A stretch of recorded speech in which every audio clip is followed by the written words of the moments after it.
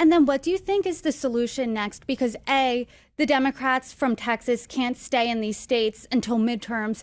And B, if I know Governor Newsom has said that he would redistrict. I know other blue state governors like Kathy Hochul, like Governor Pritzker have said that redistricting isn't off the table. I mean, what do you want to see next here?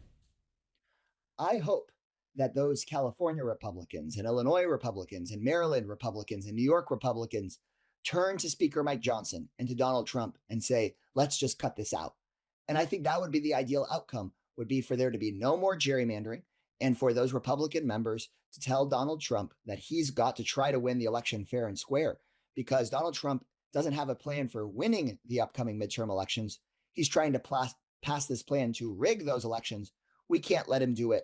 I think the next steps are for those brave Texas Democrats to continue to buy us time while we go and pressure those blue state Republicans to go talk to Donald Trump. And do you think that pressure campaign's working? I'm thinking of, like you said, Republicans in blue states, like the Mike Lawlers in Congress. What do those conversations look like?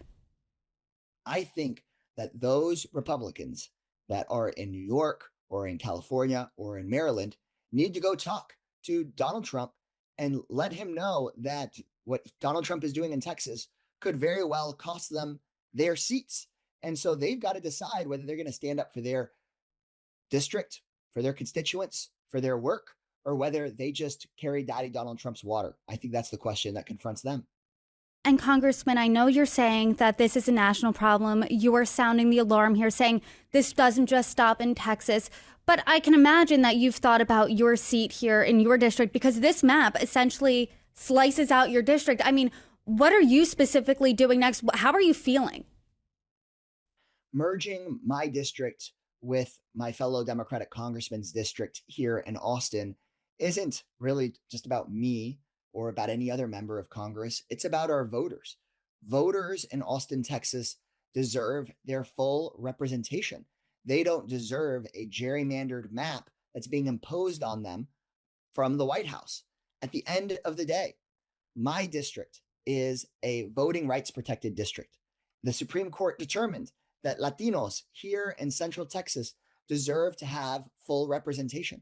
But if Donald Trump is allowed to suppress the votes of communities of color and working class people here in Austin, he'll want to spread that plan across America.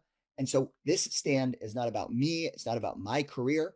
It's about the voters here in Central Texas and the right of voters across the country to pick their elected officials and not have their elected officials use basically racial districting redlining to suppress your voice.